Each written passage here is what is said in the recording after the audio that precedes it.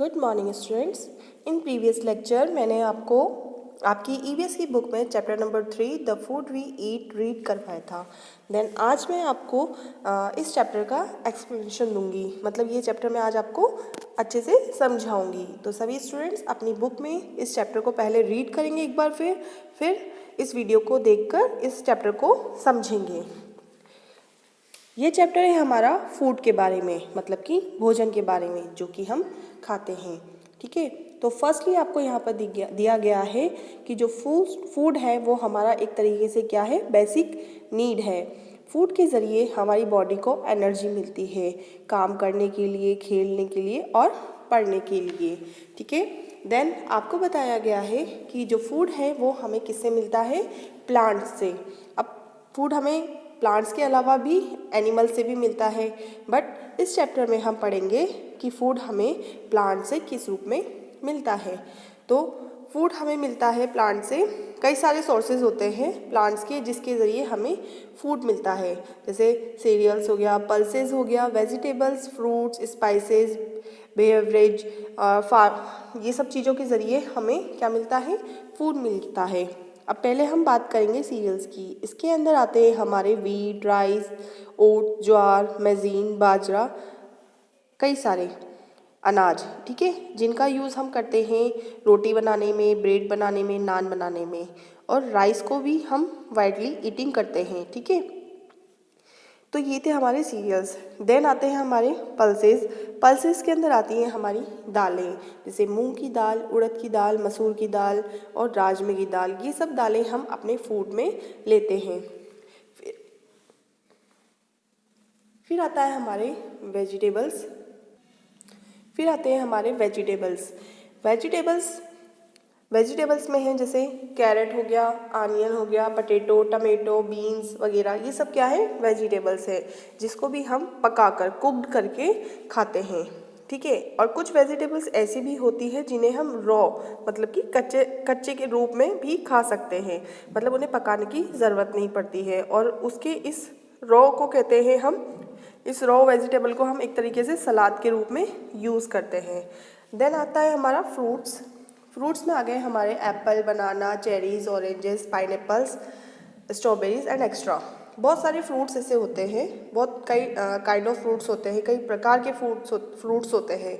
ठीक है, कुछ फ्रूट्स होते हैं हमारे फ्लैशी और कुछ होते हैं ड्राई। तो फ्लैशी फ्रूट के अंदर आते हैं हमारे मैंगो एंड पपाया, और ड्राई फ्रूट्स में हमारे आते हैं एप्रिकॉट, आलमंड वगैरह।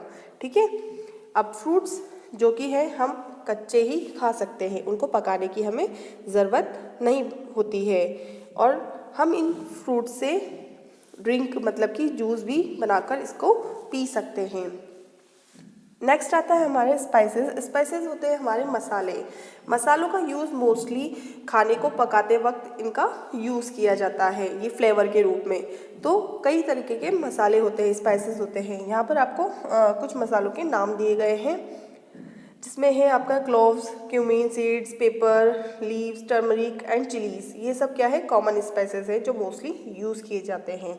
ठीक है, ये क्या करते हैं, हमारे जो भोजन होता है उसको कलरफुल बनाते हैं और स्पाइसी बनाते हैं।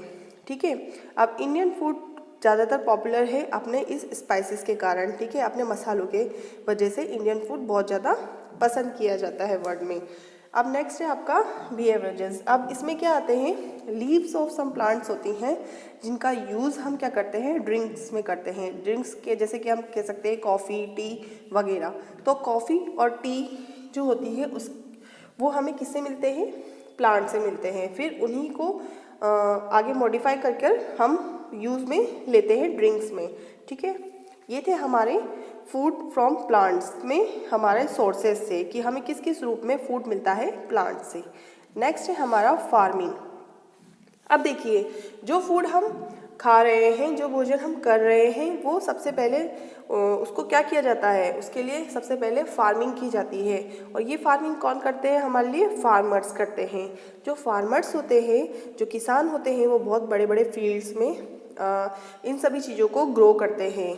ठीक है, और उन्हें काफ़ी लंबे टाइम तक इसको, जो प्लांट्स जो काफ़ी लंबे टाइम तक ग्रो किए जाते हैं, ठीक है, बड़े बड़े एरियाज़ में, वो कहलाते हैं क्रॉप्स। ठीक है, अब इन क्रॉप्स को जब ग्रो करने की जो प्रक्रिया होती है, इसकी जो इसका प्रोसेस होता है ग्रो करने का, वो कहलाता है कल्टीवेशन। ठीक है। Then different crops are grow at different time of the year, मतलब कि साल में जो अलग अलग क्रॉप्स है वो अलग अलग टाइम पर ग्रो की जाती है, उगाई जाती है। देन हम आते हैं नेक्स्ट पेज पे। नेक्स्ट पेज पे हम देखेंगे, यहाँ पर आपको देखिए प्लांट्स को किस तरह से ग्रो किया जाता है, उसकी पूरी स्टेप्स आपको दी गई है। Step number 1, step number 2, step number 3, step number 4, step number 5 and step number 6। First step में देखिए फील्ड को पहले प्लग किया जाता है, देन फिर आपको दिखाया गया है कि उसमें सीड्स डाले जा रहे हैं। सीड्स डालने के बाद इसमें क्या हो रहा है, एरीगेटिंग हो रहा है क्रॉप्स, फिर हार्वेस्टिंग होती है क्रॉप्स की, देन फिर उसके बाद थ्रेसिंग हो रहा है, फिर विनोविंग हो रहा है, तब जाके ये प्रिपेयर होता है और हम तक पहुंचता है। तो ये अब आपका है next topic, the journey of food. अब हम बताएंगे आपको कि किस तरीके से एक फूड की पूरी जर्नी होती है। सबसे पहले जो फार्मर होता है वो अपने फील्ड को प्रिपेयर करता है, उसको प्लग करके, ठीक है, और उसमें कई सारे मैन्योर और फर्टिलाइजर्स भी ऐड करता है, और तब जाकर जब वो भूमि उपजाऊ हो जाती है, जब वो फील्ड उपजाऊ हो जाता है, तब वो उस पर सीड्स को डाल देता है। ठीक है। देन फिर कुछ दिनों बाद जब सीड्स जर्मिनेट होते हैं, स्मॉल प्लांट्स में बनने लगते हैं वो, तब फार्मर उसमें क्या करता है, वाटर प्रोवाइड करता है रोजाना। ठीक है। और फिर उसमें स्प्रे करता है वो इंसेक्टिसाइड्स और पेस्टिसाइड्स का, ताकि जो क्रॉप्स है वो सेफ रहें, किससे, इंसेक्ट्स और पेट्स से। फिर 6 मंथ्स जब हो जाते हैं क्रॉप्स को ग्रो करके, तब क्या होता है, वो रेडी हो जाती है कट करने के लिए। वो जो क्रॉप्स है वो बिल्कुल परफेक्ट हो जाती है कट करने के लिए, तब उसकी कटिंग की जाती है 6 मंथ बाद। जब उसकी कटिंग हो जाती है, कटिंग की जाती है, तो उस कटिंग करने की जो प्रक्रिया होती है उसको कहते हैं हम हार्वेस्टिंग। हार्वेस्टिंग करने के बाद उस क्रॉप्स को हार्वेस्टेड ग्रेन्स सेपरेट किया जाता है प्लांट से। ठीक है। इसे सेपरेट करने की प्रक्रिया कहलाती है थ्रेसिंग। मतलब कि जो प्लांट है हम उसको जब कट करते हैं तो उसको हम पूरा कट कर लेते हैं, अब उस प्लांट में से हम क्रॉप्स को अलग करते हैं, तो उस प्रक्रिया को हम कहते हैं थ्रेसिंग। देन फिर उसके बाद उसको साफ़ किया जाता है। साफ़ करने का जो प्रोसेस होता है वो होता है विनोविंग। ठीक है। The grains are the packed and are ready to be supplied to the market. फिर उसके बाद जो वो ग्रेन्स होती है उसको पैक कर दिया जाता है और उसको मार्केट में जाकर सप्लाई किया जाता है। जो छोटे फार्मर होते हैं, स्मॉल फार्मर होते हैं, वो उन क्रॉप्स को होलसेल मार्केट में जाकर ट्रक, ट्रैक्टर्स और बुलक कार्ट के ज़रिए बेच जाते हैं। बट जो बिग फार्मर होते हैं, जो बड़े बड़े किसान होते हैं, वो उनका जो पूरा माल है उसको ले जाकर वो लोग क्या करते हैं, किसके ज़रिए, ट्रक और ट्रेन के ज़रिए बड़े बड़े मार्केटों में बेच के आते हैं या आउट ऑफ बेचते हैं। फिर इसी तरीके से हम देखेंगे नेक्स्ट पेज पे। नेक्स्ट पेज पे आपको दिया गया है, नेक्स्ट पेज में हम देखेंगे, यहाँ पर देखिए दिया गया है, the grains may also be taken directly to the factories, here the grains are clean and packed. अब देखिए ये ग्रेन्स किसानों से फैक्ट्रीज में भी जाता है और वहाँ जाकर ये क्लीन होता है और फिर वापस से पैक भी होता है। फिर इन पैकेट्स पे लेबल लगाया जाता है फैक्ट्रीज का। ठीक है। देन फिर ये होलसेल मार्केट में बेच दिए जाते हैं। मतलब कि फार्मर जो होते हैं वो डायरेक्ट भी अपने प्रोडक्ट को, जो उनके क्रॉप्स हैं, जो उनके अनाज वगैरह हैं, धान वगैरह हैं, इनको डायरेक्ट जाकर भी वो लोग मंडी वगैरह में बेच के आते हैं, होलसेल मार्केटों में बेच के आते हैं। बट इसके अलावा कुछ फैक्ट्रीज़ क्या होती हैं, वो भी इनके जो क्रॉप्स हैं उनको खरीद लेती है और फिर बाद में साफ़ उसको करके उसको फिर से अगेन पैक करके और अपने लेबल लगाकर पैकेट पर उसको होलसेल मार्केट में बेचती है। टू द मार्केट, अब हम पढ़ेंगे नेक्स्ट टॉपिक है हमारा टू द मार्केट। अब मार्केट के अंदर होता क्या है, ठीक है ना। The harvested crops have to be sold quickly.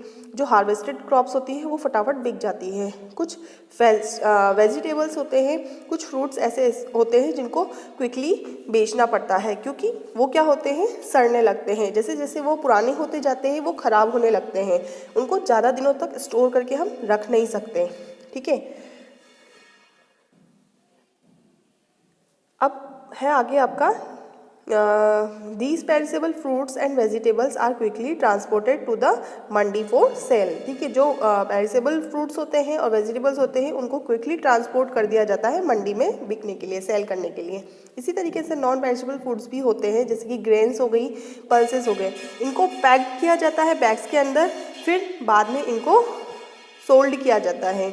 ठीक है, अब ग्रोसर्स क्या करते हैं, इन बैग्स को क्या करते हैं, क्वांटिटी, लार्ज क्वांटिटी मतलब बहुत अधिक मात्रा में खरीद लेते हैं, शॉप पर रखते हैं, फिर उसके बाद इनको वो बेचते हैं उसके अपने अकॉर्डिंग, मतलब कि जैसे जैसे उनकी सेल होती जाती है वैसे वैसे वो उस माल को, उस क्रॉप्स को बेचते रहते हैं। सम टाइम क्या होता है, मिडल मैन जो होता है by the produce at a mandi and supply it to different grocers to their area a regular basis. ठीक है, अब जो मिडल मैन होता है वो क्या करता है, डायरेक्ट मंडी से क्रॉप्स को खरीद लेता है, और क्रॉप्स को खरीदने के बाद वो अपने आसपास के एरिया में जितने भी ग्रोसर्स हैं उन सबको वो उनकी रेगुलर बेसिस के अकॉर्डिंग उनको वो बेचता है, सप्लाई करता है। ठीक है, अब नेक्स्ट है आपका कम्युनिटी ईटिंग।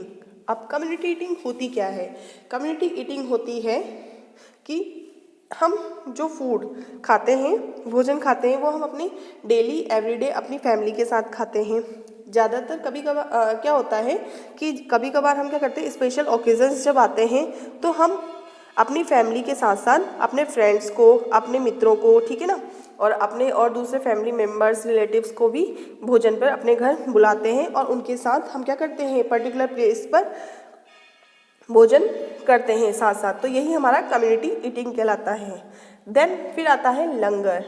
लंगर क्या होता है, लंगर्स होते हैं फ्री मील्स, इसको हम एक तरह से कह सकते हैं फ्री मील्स, जो कि सर्व की जाती है गुरुद्वारा में, गुरुद्वारे वगैरह होते हैं वहाँ पर फ्री मील्स सर्व की जाती है। किसको, पीपल्स को, मोस्टली उन पीपल्स को जो कि जिनको नीड होती है भोजन की। ठीक है, तो जो लंगर्स होते हैं उनके माध्यम से उन लोगों को भोजन कराया जाता है, साथ ही साथ और दूसरे लोगों को भी वहाँ पर भोजन कराया जाता है।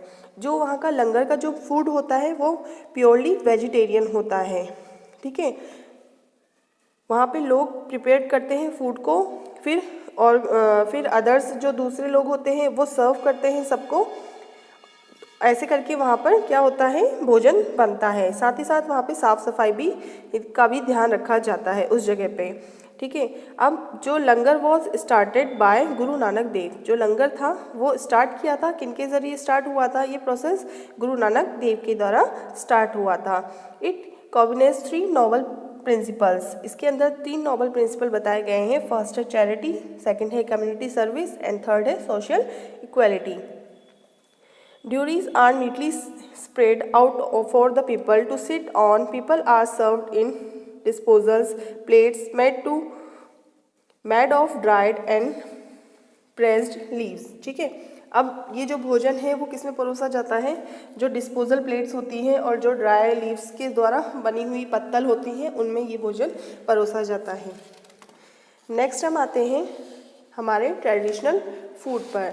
अब ट्रेडिशनल फूड होता क्या है, ट्रेडिशनल फूड होता है इंडिया एक बहुत बड़ी इंडिया के अंदर ये मतलब कि सभी जगह पे है कि अलग अलग तरीके के डिलीशियस फूड बनाए जाते हैं, मतलब कि हर स्टेट में अलग अलग फूड बनाए जाते हैं फेस्टिवल आने पर। तो जैसे कि जो मुस्लिम लोग हैं जब उनकी ईद आती है तो वो स्पेशल स्वीट्स में बनाते हैं सेवइयाँ। ठीक है, अब यहाँ पे लिखा है कि जो घेवर और फैनी है वो ट्रेडिशनल स्वीट है एक तरीके का राजस्थान का। वो कब खाया जाता है, तीज और रक्षाबंधन आने पर। ठीक है, उसी तरीके से जब होली आती है तो हम स्वीट डिश के रूप में गुजिया बनाते हैं। देन नवरात्र आने पर पूरी, चना और हलवा बनाया जाता है प्रसाद के रूप में। इसी तरीके से पेठा जो है वो बिहू में मोस्टली बनाया जाता है, प्रिपेयर किया जाता है। अब during Onam special meal called Onasadya is prepared. It is a 9 course meal of 10 to 13 dishes is prepared and served. मतलब कि ओनम में ये जो मील बनाया जाता है इसमें 10 से लेकर 13 डिशेज होती हैं जो कि एक साथ सर्व की जाती है। ठीक है। इसी तरीके से अलग अलग राज्यों में अलग अलग डिशेस बनाई जाती है ओकेजनली, ठीक है, ओकेजन्स में। इसी तरीके से हमारा नेक्स्ट टॉपिक है एट बोर्डिंग स्कूल। अब हम पढ़ेंगे बोर्डिंग स्कूल के बारे में कि बोर्डिंग स्कूल में फूड्स की क्या वैल्यू है, फूड किस तरीके से प्रोवाइड होता है। तो बोर्डिंग स्कूल में जो स्टूडेंट्स होते हैं वो जो भोजन करते हैं, वो जो खाना खाते हैं, वो खाते हैं मेस में। और मेस जो फूड उनको सर्व करता है उसका एक फ़िक्स टाइम होता है और फिक्स मेन्यू होता है। मेस के ज़रिए जो मेन्यू बनाया गया है उसी अकॉर्डिंग वो बच्चों को वहाँ के बच्चों को, बोर्डिंग स्कूल के बच्चों को फूड प्रोवाइड करता है। इससे क्या होता है, इससे ये होता है कि जो बच्चे होते हैं वो भोजन करना सीखते हैं और डिशेज़ के बारे में जानते हैं और किस तरीके से भोजन बनाया जाता है, किस तरीके से सर्व किया जाता है, मतलब ये बेसिक जो नॉलेज है भोजन की वो सब उनको होती है, वो सब चीज़ वहाँ पे सीख जाते हैं, ठीक है। अब लास्ट है हमारा mid day meal. Mid day meal क्या होता है? मिड डे मील है हमारा, Indian government had started a mid day meal scheme in government school. जो इंडियन गवर्नमेंट है उसने स्टार्ट की थी एक स्कीम गवर्नमेंट स्कूल के अंदर जिसको नाम दिया गया है मिड डे मील। इसमें स्टूडेंट्स जो हैं वहाँ पर पढ़ने वाले जो कि एफर्ट नहीं कर सकते हैं हेल्दी फूड, ठीक है ना, स्कूल के अंदर हेल्दी फूड एफर्ट नहीं कर सकते हैं, उनके लिए गवर्नमेंट ने ये स्कीम बनाई थी ताकि उन तक हेल्दी फूड उनको मिल सके, ताकि वो हेल्दी रह सके। The main idea of promote the right to food, the mid day meal has the following benefits. अब यहाँ पर देखिए आपको मिड डे मील के जो मिड डे मील स्कीम थी गवर्नमेंट स्कूल में उसके क्या क्या बेनिफिट थे। तो it encourage children to come to school, वो इनकरेज करता है, मिड डे मील जो है, मिड डे मील का जो सिस्टम है, स्कीम है, ये एक तरीके से बच्चों को इनकरेज करता है स्कूल आने के लिए। It helps in the healthy growth of the child, इसके ज़रिए बच्चे की हेल्दी ग्रोथ होती है। इट रिड्यूस इनइक्वालिटी, और ये क्या करता है, रिड्यूस करता है इनइक्वालिटी को। ओके स्टूडेंट्स, तो आज मैंने आपको इस चैप्टर का एक्सप्लेनेशन भी दे दिया है, पूरा इसको समझा दिया है अच्छे से। आई होप कि आपको ये चैप्टर अब अच्छे से समझ में आ गया होगा। आप भी इस चैप्टर को अगेन रीड करेंगे और इस वीडियो के माध्यम से फिर से उसको समझेंगे। नेक्स्ट लेक्चर में मैं आपको इसके क्वेश्चन आंसर और बुक वर्क करवाऊँगी।